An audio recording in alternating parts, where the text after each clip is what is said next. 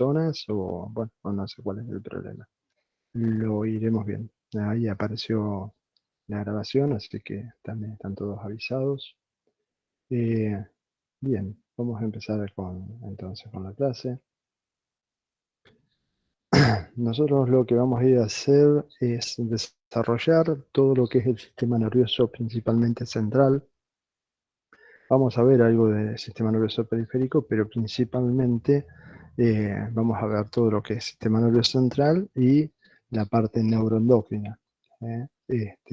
La otra parte del sistema endocrino lo van a ver en el módulo 4 o 5.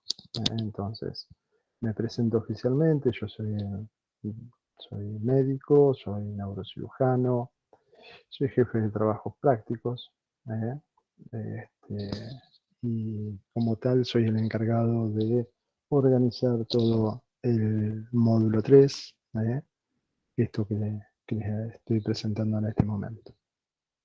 Bien, entonces nosotros cuando empezamos a ver algo, lo tenemos que empezar a analizar y a desmenuzar como para poder entenderlo. Entonces, uno acá puede decir que hay 4 niveles, ¿sí? Donde uno empieza desde un nivel muy simple, como puede ser una célula, pasar por tejidos, ¿sí? Los tejidos, el conjunto de tejidos nos van a formar órganos, ¿sí? Y un conjunto de órganos nos va a armar un aparato o sistema, como por ejemplo es el sistema nervioso central. ¿Está bien? O el sistema nervioso en sí. Bien, siguiendo esa misma lógica, ¿sí? Nosotros vamos a encontrar que, digamos, desde el punto de vista morfológico como funcional, es la neurona. Entonces, esta neurona es una célula, como tal tiene un cuerpo, ¿sí? Y las características que tiene con respecto al resto de las células es que tiene unas prolongaciones, ¿sí? Las cuales algunas de ellas van a tomar la información del medio, en este caso son las dendritas, y un axón, una prolongación, que también es un axón, y que lo que va a hacer es, digamos, va a producir la información o la respuesta hacia los tejidos.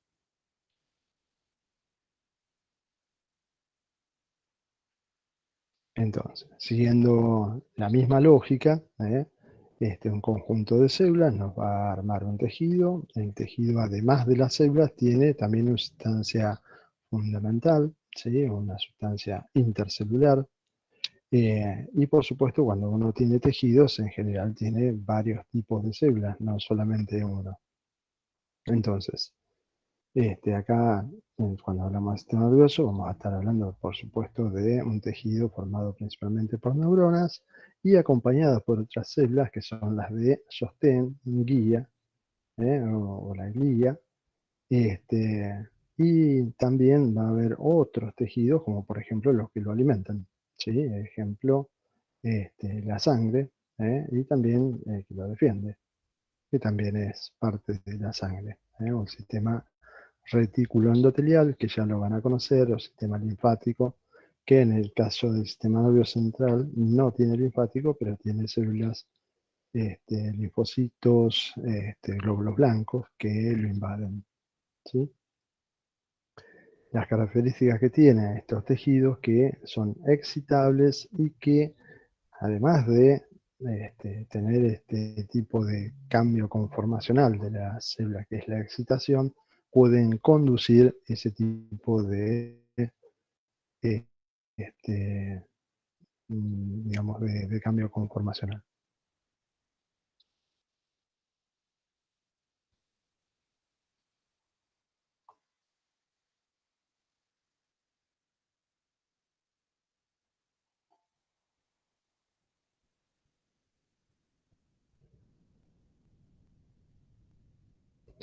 Eh, sí, creo que el tema es el límite de las 100 personas porque algunas personas que admití inmediatamente las rechazó el sistema.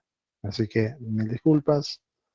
seguimos con la clase y vemos la posibilidad de hacerlo de alguna otra manera. Bien, sigamos entonces con esto. Discúlpenme, pero la verdad que me desorganizó bastante el tema no esperaba encontrar. ¿eh? Bien, entonces después vamos a hablar de un nivel órganos, entonces vamos a tener el cerebro, a la médula, el bulbo, la protuberancia, digamos, como este nivel, ¿no? Y por supuesto el de aparato o sistema, que es el sistema nervioso central que estamos hablando. Bien, cuando hablamos del sistema nervioso también tenemos, aparte de esa forma de clasificarlo, desmenuzarlo, analizarlo, dividirlo en sistema nervioso somático y sistema nervioso autónomo. ¿sí? Ustedes tienen que puede estar dividido en un sistema nervioso central y en un sistema periférico, lo mismo el sistema nervioso autónomo, en un sistema central y uno periférico. Para hablar de qué son cada uno de ellos, digamos, el somático es el que nos permite una interrelación con el medio. En cambio, el sistema nervioso autónomo o vegetativo, o digamos, lo que nos permite es que cuando enteramos demasiado que esté funcionando, más interno.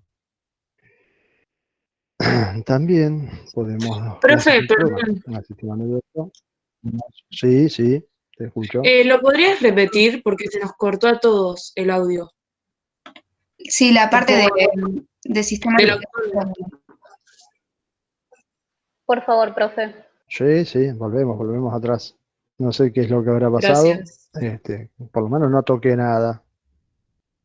No, se Bueno, cortó la entonces, conexión. siguiendo. Bueno, siguiendo entonces, chicos, miren, hacemos una clasificación que lo podemos ver desde este punto de vista, es decir, se divide en sistema nervioso central y sistema nervioso periférico, o lo podemos dividir en sistema nervioso somático y sistema nervioso autónomo. Como les decía, el autónomo es el sistema nervioso de la vida vegetativa, el que nos mantiene con vida, digamos, que hace que nuestro corazón funcione, aunque el corazón precisamente es un órgano que tiene, digamos, una vida propia. Pero, por ejemplo, la respiración y muchos otros estados, como por ejemplo la digestión, la progresión de los alimentos a través del aparato digestivo, todo eso lo va a manejar el sistema nervioso autónomo. En cambio, el sistema nervioso somático es el que más nos vamos a abocar en esta introducción, porque es, digamos, el que uno puede entender cómo interrelaciona con el medio ambiente. El sistema nervioso, entonces, lo que hace es tomar información del medio ambiente, lo va a procesar y en función de ello va a provocar algún tipo de respuestas.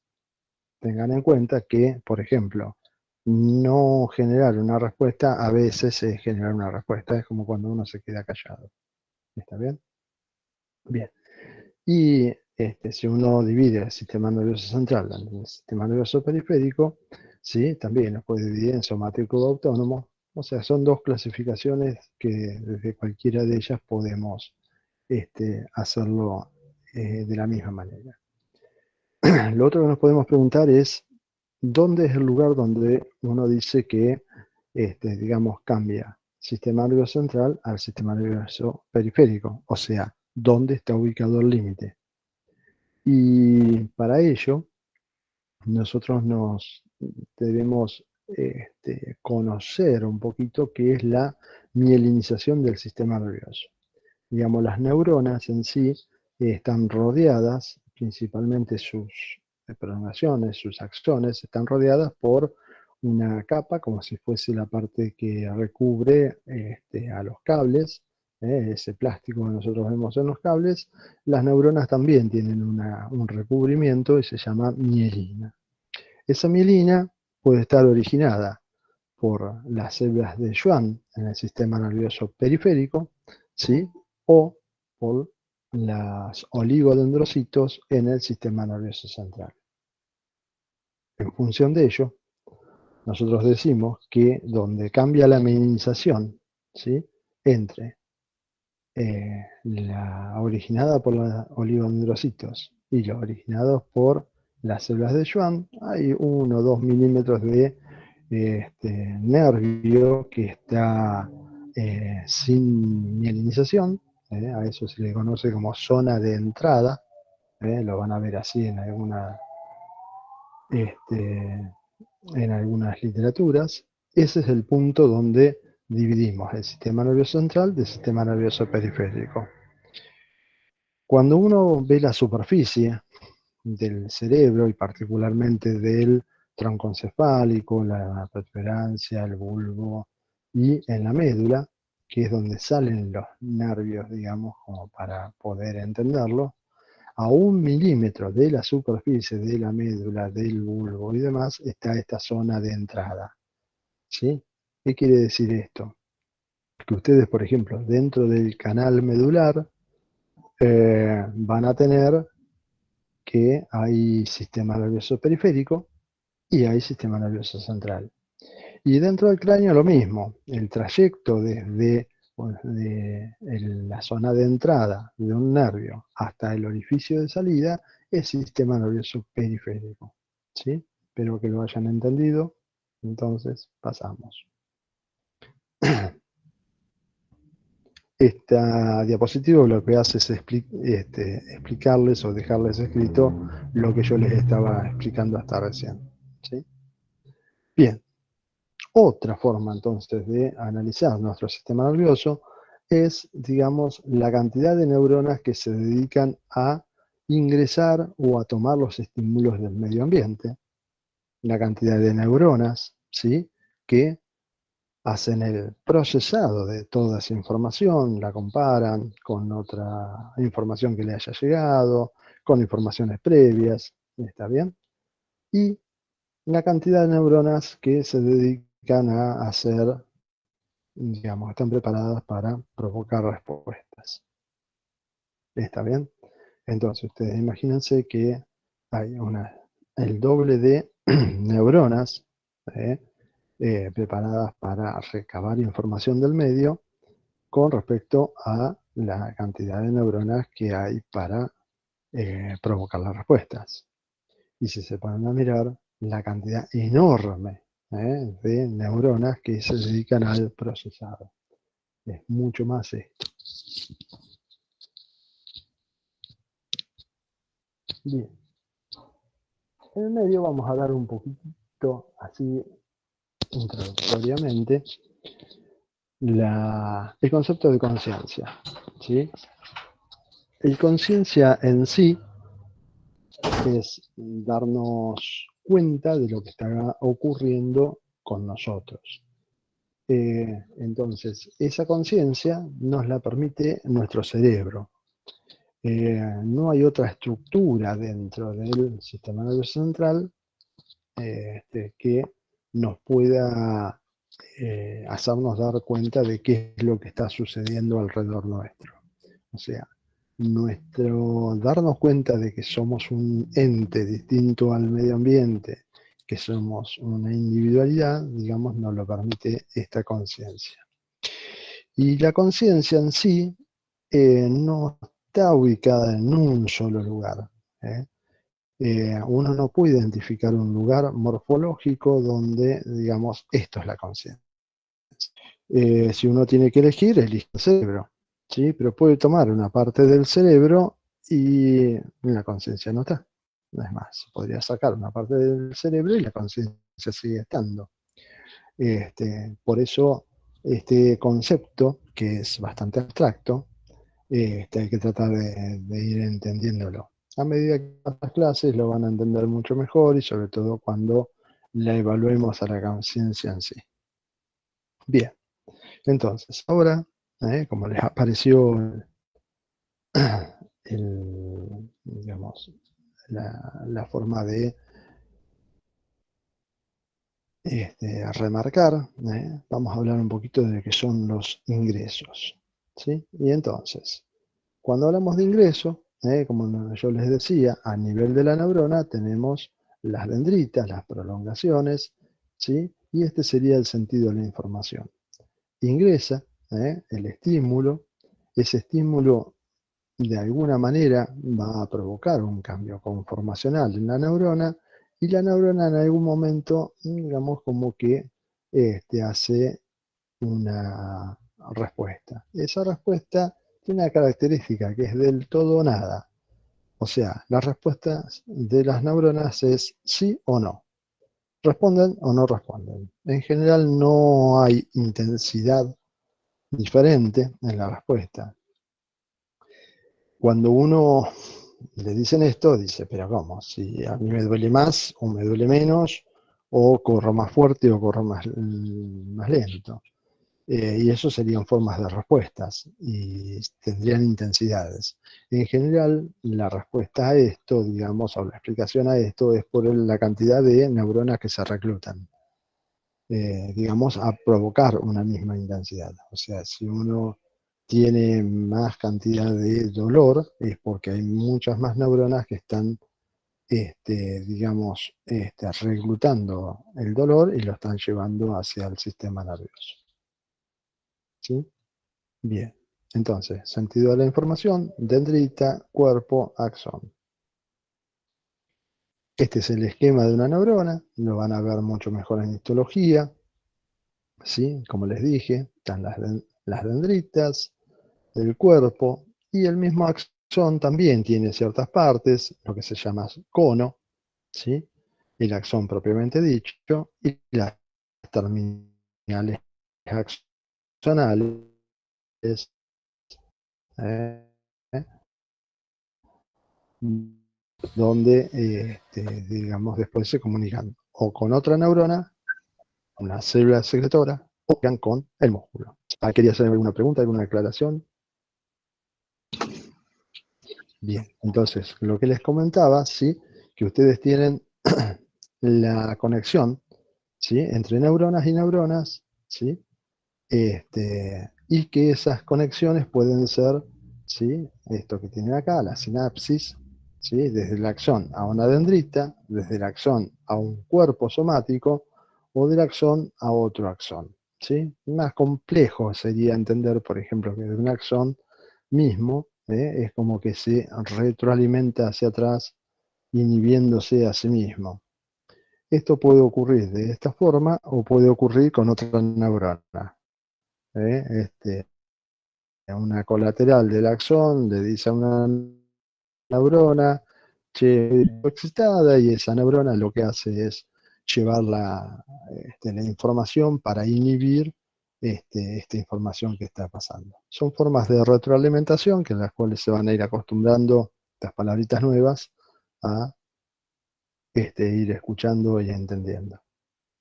Bien, acá tienen más o menos un reflejo de cómo es, digamos, esto mismo que venimos hablando. Pero fíjense que tienen las aferencias, tienen un procesado, ¿sí? Y tienen la posibilidad de respuestas. Esto puede ser muy simple, como por ejemplo, llegar este procesado a nivel de la médula, entonces le va a llegar una información hasta la médula y de la médula va a producir una respuesta. ¿Sí?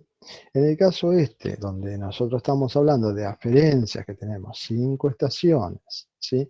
De las cuales participan 4 neuronas, un procesado y una respuesta donde participan 4 estaciones, las cuales vamos a tener 2 neuronas, ¿sí? Y otras 2 estaciones. Esto es a nivel cerebral, digamos. O sea, es información que llega hasta el cerebro, ¿sí? Se procesa y sale una respuesta. Como habíamos hablado hace un ratito, ¿sí? Nosotros decíamos que en el procesado hay 20.000 millones de neuronas, ¿sí? Y que en la aferencia habían 10 millones de neuronas. Pero nosotros las vamos a clasificar, ¿sí? A las neuronas en primeras neuronas, segundas neuronas, terceras neuronas, según sean las estaciones que van a ir tomando, ¿sí? A esto le agregamos que hay una cantidad enorme de receptores, algunos de ellos son modos, ¿sí? En general son encapsulados, y hay otros que son simplemente las dendritas que terminan sobre la superficie de la piel, como por ejemplo son las terminaciones nerviosas libres. ¿Sí? Entonces, ¿qué quiero decir con esto? Que ustedes cuando hablen de primera neurona, no es una sola neurona, son millones de neuronas que están ubicadas, ¿sí? Que se las puede clasificar, que se las puede catalogar como que están ubicadas en la primera estación después del receptor. ¿Sí? O sea, que en general el receptor es parte de la terminal nerviosa de esa neurona, de esa primera neurona, ¿sí? Y que se va a comunicar con otras neuronas que serían consideradas segundas neuronas, ¿sí? Después, esa cantidad enorme de neuronas van a, generalmente esto que está acá es porque el entrecruzamiento se produce entre la segunda neurona y la tercera neurona, ¿sí? Por eso está de esta forma, ¿sí? Y desde la tercera neurona, donde también hay millones de terceras neuronas, van a ir hacia la cuarta neurona que está ubicada en el cerebro, ¿sí?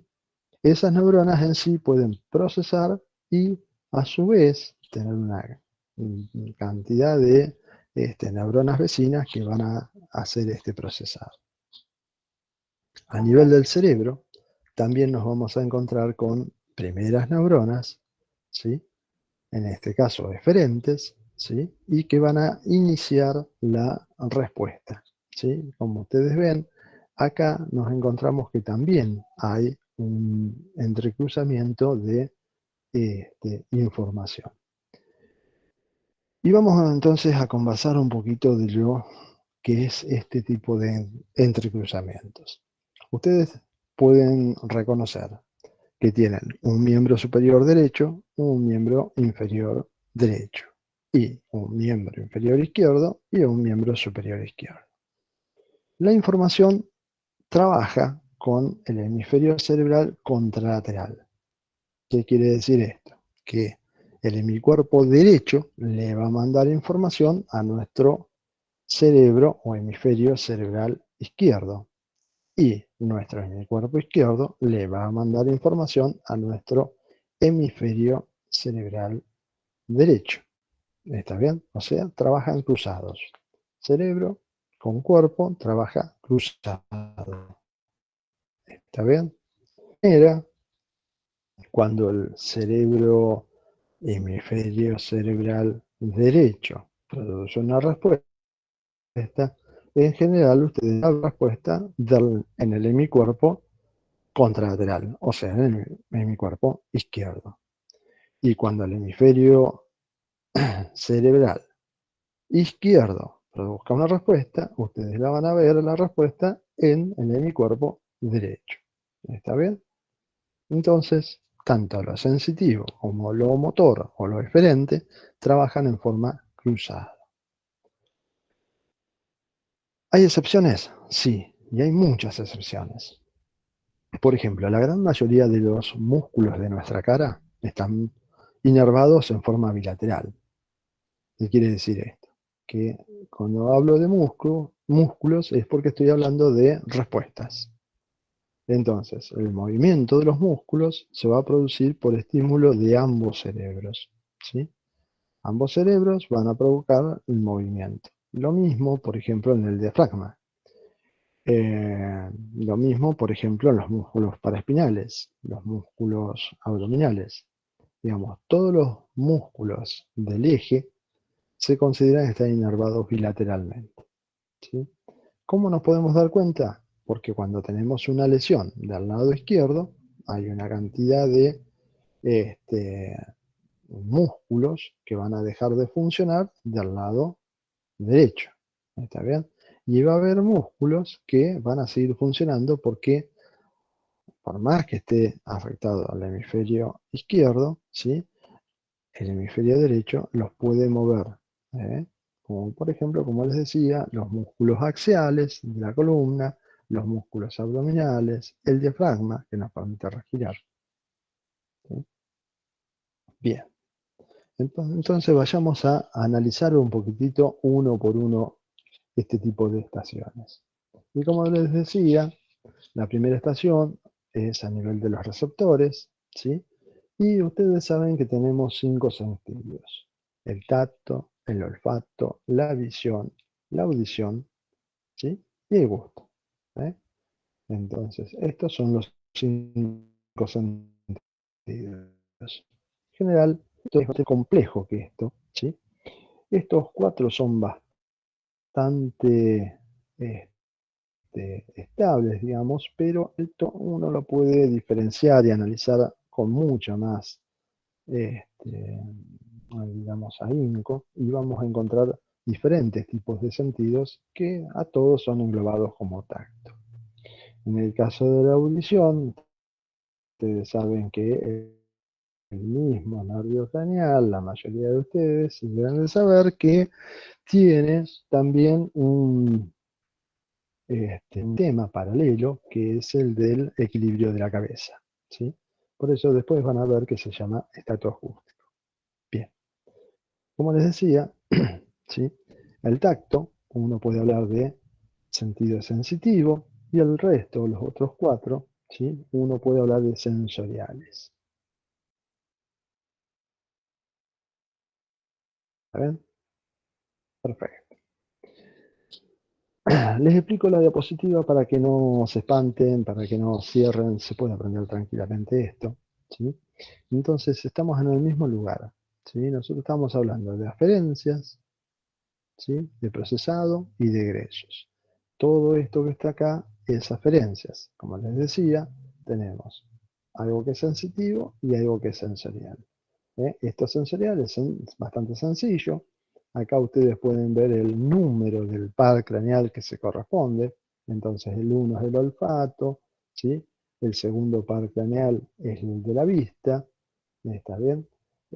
Hay varios pares craneales que nos llevan el gusto, ¿sí? Y el estatoacústico, como les decía, es el octavo par craneal. Bien.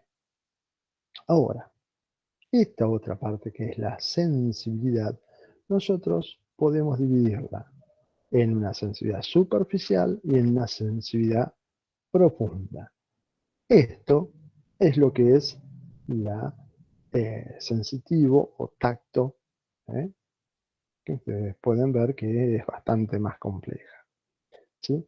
Hay también una sensibilidad profunda, que es inconsciente y que llega al cerebro, pero también principalmente cuando hablamos de esta sensibilidad profunda e inconsciente, es la que va al y la vamos a ver más adelante.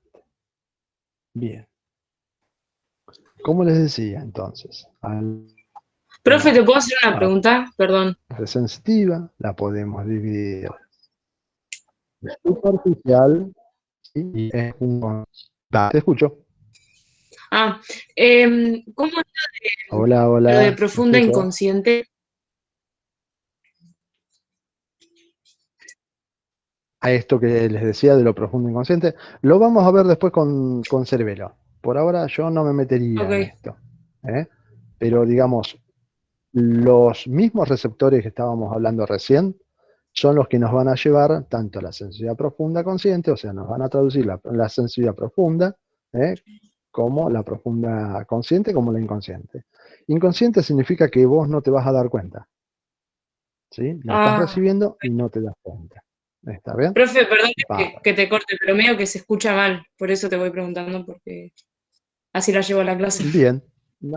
Trato de mejorar Estoy al lado del micrófono para que se escuche. No, Quiero no, no, no que... es que te escuchas mal voz de voz, o sea, del tono de la voz ni nada, pero debe ser la conexión que anda mal. Está bien, puede ser. Sí, Por eso además se va creo que a Meet cortar. no es el mejor, no era el mejor eh, forma de llevar. Bueno, la parte sensitiva, nosotros tenemos una parte superficial que nos lleva al tacto, el dolor y la temperatura. ¿Está bien? Y una sensitiva, profunda, consciente, ¿sí? Que nos lleva el tacto, la vibración, la sinestesia, la posición. Ustedes acá ven unos nombrecitos, ¿eh? Por ejemplo, acá están al revés, ¿eh? La sensibilidad del movimiento se llama sinestesia, la sensibilidad de la posición se llama batestesia, y la sensibilidad vibratoria se llama palestesia. ¿Está bien? Hay otra que se llama baroestesia. Lo que pasa es que esto que está acá, en algunos libros aparece que va con la parte superficial y en otros aparece que va, por lo menos así lo estudié ya, en la vía profunda. Y está bastante, digamos, no claro en los libros a cuál pertenece exactamente. Por lo tanto, es preferible decir que vaya por los dos o lo dejamos de lado, ¿no es cierto? No es tan importante. Si se ponen a mirar, ustedes van a tener dos tipos de tacto: el tacto superficial y el tacto profundo. ¿Qué quiere decir esto? Entonces, tacto superficial es cuando ustedes le raspan, ¿sí?, la piel y ustedes se dan cuenta de que hay algo que los tocó, pero no saben qué fue ni qué características tiene. El tacto fino, cuando ustedes pueden reconocer qué es lo que les tocó, si fue la punta de una lapicera, si fue una llave, si fue una moneda, ¿sí? Por más que ustedes estén oscuros, cuando hay algo que les toca claramente y ustedes se dan cuenta qué es, ahí está trabajando nuestro tacto fino, ¿eh? Nuestro tacto profundo. Como por ejemplo también cuando me doy cuenta en qué lugar exacto me tocaron, ¿sí? Si me tocaron la rodilla, si me tocaron el maléolo interno del pie, o si me tocaron el dedo gordo o el dedo chiquito, si el dedo chiquito me lo llevaron hacia arriba, hacia abajo. De esa forma, yo sé que eso es nuestro tacto fino, nuestra sensibilidad profunda consciente. El tema es que tienen dos vías totalmente diferentes. La vía superficial va por una vía que se llama espina talámica, la van a estudiar más adelante, ¿sí? Y hay otra que se llama vía lemniscal, ¿eh? Que va a ir por los cordones posteriores de la médula, y lo vamos también a ver bastante más adelante, ¿sí? Bien, aparte de esto, nuestros ingresos de estímulos en función de los receptores, podemos hablar que hay algunos receptores que están ubicados bien en la superficie y se les conoce como esteroceptores. Esto puede ser en la superficie de la piel como en la superficie de las mucosas, ¿sí? Como por ejemplo la mucosa de la boca, ¿sí? La mucosa de la nariz. Y hay otros que se llaman propioceptores, y estos están ubicados en los músculos, en los tendones, en las articulaciones, son bastante más profundas y por supuesto que tienen mucho más que ver con la sensibilidad profunda. ¿Eh? Hay otros que se los conoce como interoceptores y en general tienen mucho más relación con el sistema nervioso autónomo, por lo tanto, en este caso no los vamos a conversar. ¿Sí? Bien. Como dijimos, aferencias tienen 5 estaciones. Estuvimos hablando de los receptores, estuvimos hablando de los tipos de sensibilidades y empezamos a hablar de esta, que es la primera neurona. Entonces, esta primera neurona, un montón de primeras neuronas, ¿sí?, tiene asociada una G. Eso significa que están ubicados en un ganglio. Cuando nosotros hablamos de ganglio, estamos hablando de un conjunto de neuronas en el sistema nervioso periférico. ¿Está claro? Entonces, en el ganglio lo que va a estar es el cuerpo de la neurona. Y va a tener prolongaciones que van a ir a través de los nervios hasta los receptores, ¿sí? Y prolongaciones que van a ir hacia lo que se conoce como segunda neurona. ¿Está bien? Entonces, los cuerpos neuronales van a estar ubicados en los ganglios, ¿sí? Los ganglios sensitivos. La mayoría de estos ganglios sensitivos, en relación con la médula, están ubicados en donde, digamos, una vértebra se comunica con otra vértebra y a través de ellos hay un agujerito que se llama agujero de conjugación y es por donde se comunica, digamos, la parte externa de la columna con el canal medular. ¿Sí? A eso se le conoce como agujero de conjugación. En algunos libros dice que este es el lugar de diferenciar el sistema nervioso central del sistema nervioso periférico. Como les dije antes, uno sigue la línea donde, digamos, sistema nervioso central y sistema nervioso periférico está dividido por la mielinización. Entonces, como dijimos, yo les pongo acá en negrito, bien clarito, ¿sí? Esta primera neurona o segunda estación sensitiva, ¿sí? Al ganglio raquídeo. ¿Está bien? Ahora, si ustedes se tocan la cara, la neurona va a estar ubicado en los ganglios de los pares craneales. ¿Sí? Después van a estudiar que hay algunos pares craneales que son sensitivos, otros que son motores puros y otros que son mixtos. Los van a estudiar más adelante. Esto es introductorio. Bien, ¿qué es lo que pasa, ¿sí?, con esta tercera neurona? Perdón, esta segunda neurona, esta tercera estación. Acá es donde se cruza. ¿Sí? En el caso de la vía superficial, se va a cruzar a nivel de la médula. En el caso de la vía profunda de la sensibilidad, se va a cruzar en el tronco encefálico, ¿sí? Y particularmente en el bulbo. Bien. ¿Sí? Entonces, como les decía, esta segunda neurona, o tercera estación, ¿sí?, tiene la sensibilidad superficial en el asta posterior de la médula y de ahí se va a cruzar al otro lado de la médula. En cambio, la segunda neurona en el tronco, ¿sí?, va a estar ubicado, digamos, va a pertenecer a la sensibilidad profunda. Esta diapositiva lo que marca es cómo se cruzan, ¿está bien? Y van a ir al tálamo contralateral. Cuando hablamos de tálamo, en general, ¿sí?, hay varios grupos, los vamos a estudiar mucho más adelante, esto no se rompan la cabeza ahora. Sepan que hay un lugarcito que lo van a repetir muchísimas veces, núcleo lateral ventral posterior del tálamo, ¿sí? Yo se los digo como mucha naturalidad. Entiendo que es bastante dificultoso esto de conocerlo, pero lo van a ver muchísimas veces. Bien, acá abajo les aparece que hay una excepción y es que el olfato, dentro de todas las sensibilidades que estuvimos viendo, no pasa por el tálamo. ¿Está bien? Hoy Una en pregunta. día, sí, aguantame que cierro con esto y te escucho. Bueno. Hoy en día hay un nuevo paradigma y esto también quiero que ustedes lo tengan en cuenta porque las cosas van cambiando día a día, ¿sí? Lo que se decía que el olfato no pasa por el tálamo, hoy se conoce que hay algunas partes del olfato que sí son analizadas por el tálamo. Sí, te escucho. Hola. Hola, sí, quería preguntarte qué significaba LVP. Esto, núcleo látero ventral posterior del tálamo. Okay. Lo dije bastante rápido para precisamente no darle demasiada importancia en este momento. Lo van a ir viendo varias veces cuando estudien la vía, cuando estudien tálamo.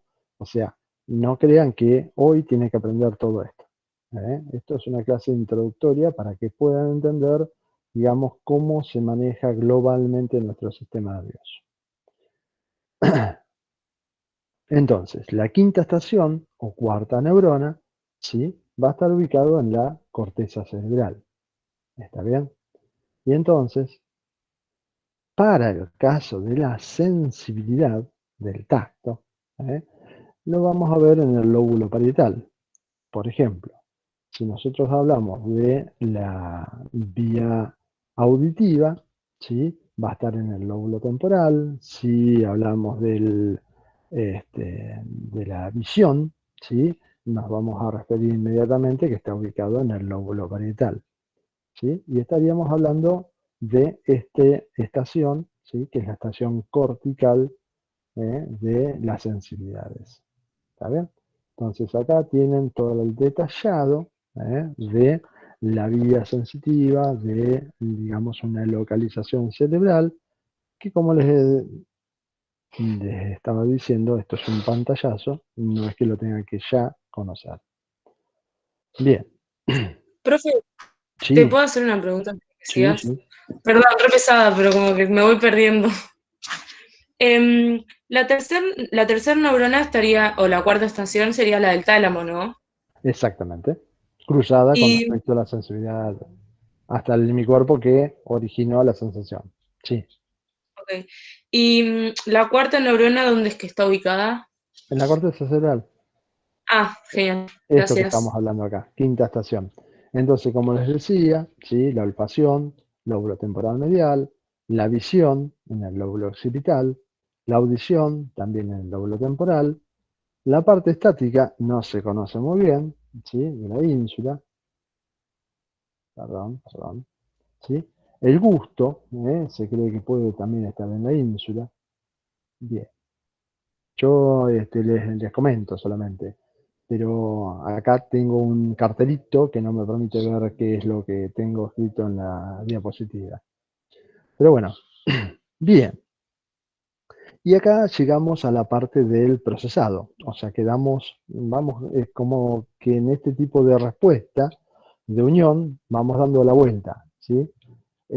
Informamos al cerebro, el cerebro ahora lo va a procesar y va a provocar algún tipo de respuestas. ¿Está bien? Entonces, el procesado tenemos dos tipos. Uno que es el consciente. Ejemplo, uy, toqué el horno está caliente, voy a sacar la mano. ¿Está bien? Eso es consciente.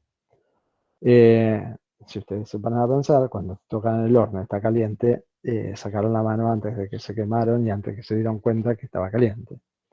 Entonces, esto es inconsciente. ¿Sí? Ese tipo de cosas son bastante de reflejos. Entonces, los reflejos en general se los considera totalmente inconscientes. ¿Sí? Bien, y este procesado inconsciente, como yo les decía, puede estar en el cerebro, lo mismo. ¿eh? El consciente únicamente va a estar en el cerebro, pero en la parte inconsciente, ¿sí? El cerebelo también les va a hacer un procesado, y a nivel segmentario, como por ejemplo la médula, lo que es un reflejo, ¿sí?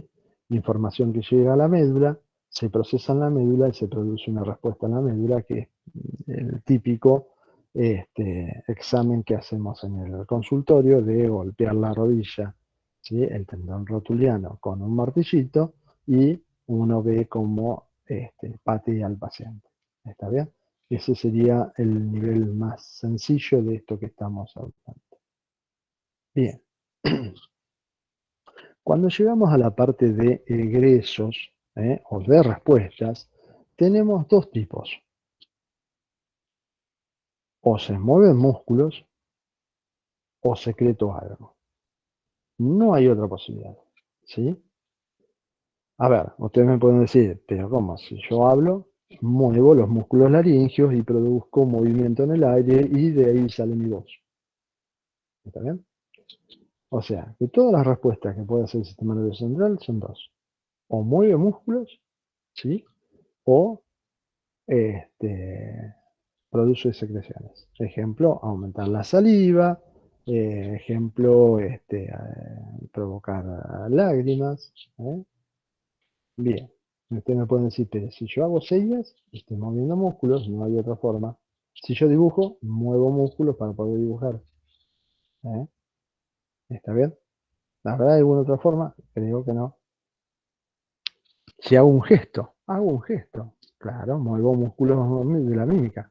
Ahí se produce el gesto.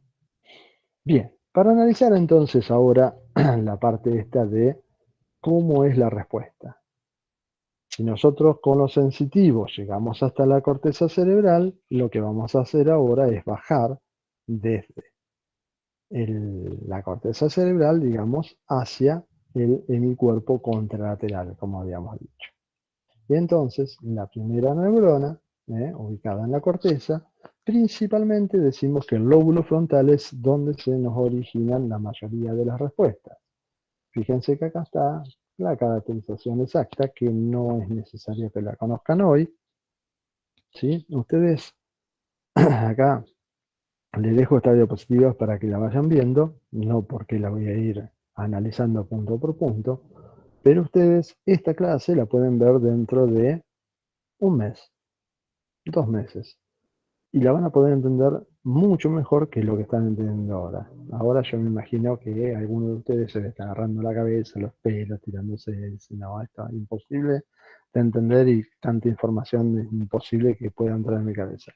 Puede entrar, hay que acomodarla y hay que ir analizándola. Bien, entonces,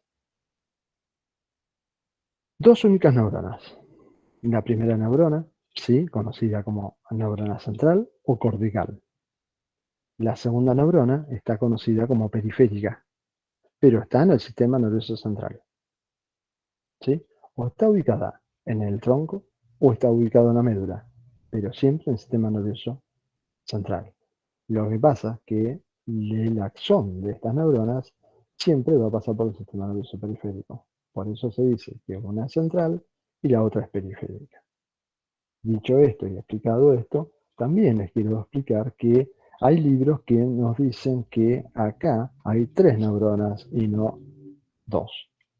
No hay ningún síndrome de esa neurona intermedia, que le llaman segunda neurona en algunos libros, y particularmente un libro que está muy, digamos, avalado por nosotros, es más, nosotros aconsejamos que se estudie del SNEL, es el libro que les estoy comentando, pero sepan que el SNEL habla siempre de 3 neuronas y nosotros aceptamos que hay 2 neuronas. Después por ahí en vez de 3 son 4, eso puede llegar a serlo, pero seguimos la guía de hablar de primera neurona y de segunda neurona. Si hay una en el medio, interneurona y punto. No se la considera dentro de primera y segunda. ¿Qué característica tienen? Entre la primera y la segunda neurona, el 95% se va a cruzar esa información. ¿Sí? Entonces, nuestro hemisferio cerebral derecho va a mover nuestro hemicuerpo izquierdo y nuestro hemisferio cerebral izquierdo va a mover nuestro hemicuerpo derecho. ¿Está bien? Perfecto. Bien. Esta segunda neurona, entonces, como dije, puede estar ubicada en la médula o puede estar ubicada en el tronco. Ustedes fíjense, toda esta información es imposible que ustedes lo puedan saber ahora en este momento, o que lo puedan aprender o relacionar. ¿Sí? Les voy comentando que hay núcleos motores de los pares craneales, ¿no? El tercero, el cuarto y el sexto, se los conoce como loculomotores, el quinto, el de la masticación, el séptimo, como el de la mímica, el que genera los gestos que hablábamos hace un ratito. El 9, el 10 y 11 sirven para la deglución, ¿sí? Y el 12 mueve la lengua. Bien. La tercera estación no es una neurona, es la unión del sistema nervioso, con el sistema muscular. Se lo conoce como unión neuromuscular, como placa neuromuscular, como sinapsis entre neuronas y músculo. ¿Está bien? El cuarto es el músculo propiamente dicho. ¿Qué quiere decir esto? Que nosotros en estas 4 estaciones motoras, ¿sí? Cuando tenemos una imposibilidad de mover, ¿sí? Algo, o por ejemplo, tenemos una debilidad, no podemos mover algo, ¿sí? Puede tener un origen en un problema en la primera neurona, puede tener el origen en esa segunda neurona, puede tener un problema a nivel de la sinapsis o puede tener un problema en el músculo. ¿Sí? Por ese motivo nosotros hablamos de estas 4 estaciones, que son las 4 estaciones donde después patológicamente se nos pueden presentar problemas, digamos, y síndromes y enfermedades específicas. Bien. Entonces, la organización de nuestro sistema nervioso central, ¿sí? Lo podemos hablar y lo podemos ir analizando en función de su continente, ¿sí? De su contenido, ¿eh? Y a su vez, como van a tener dentro de poquito una clase de embriología, también con las cavidades, ¿sí? Del tubo neural que le dio origen y que van a producir, ¿eh? Digamos, ciertas cavidades dentro del sistema nervioso. Entonces, en la columna, lo que se conoce como raquis, ¿sí? Ustedes van a tener a la médula, ¿sí? Y en el medio de la médula ustedes se van a encontrar con un tubito que se conoce como epéndulo. ¿Está bien? A nivel de la fosa posterior, ustedes van a tener principalmente la parte del encéfalo del tronco encefálico. De abajo hacia arriba, porque acá vamos yendo en esta dirección, ¿sí? Ustedes tienen al bulbo, a la protuberancia y al mesencéfalo, ¿sí? Por detrás de ellos, ustedes van a tener al cuarto ventrículo como cavidad de la fosa posterior. La cavidad de la fosa posterior es el cuarto ventrículo. Y por detrás del tronco encefálico, ustedes van a tener al cerebelo. Lo vamos a ver más adelante. No se preocupen con ese tipo de cosas. Nuestro cerebro también lo vamos a diferenciar, ¿sí? en una parte central que se conoce como diencéfalo y en dos hemisferios cerebrales que se conocen como telencéfalos, ¿sí? Las cavidades del diencéfalo es el tercer ventrículo y de los hemisferios cerebrales son los ventrículos laterales, ¿sí? El cráneo, ¿sí? Va a ser lo que nos va a proteger, ¿sí? Y aislar a nuestro encéfalo. ¿Está bien? Bien.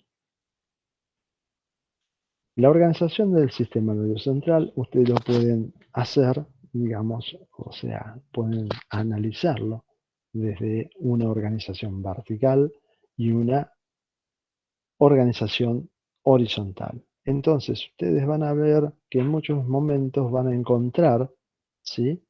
Que nuestro sistema nervioso central se habla de segmentario y suprasegmentario.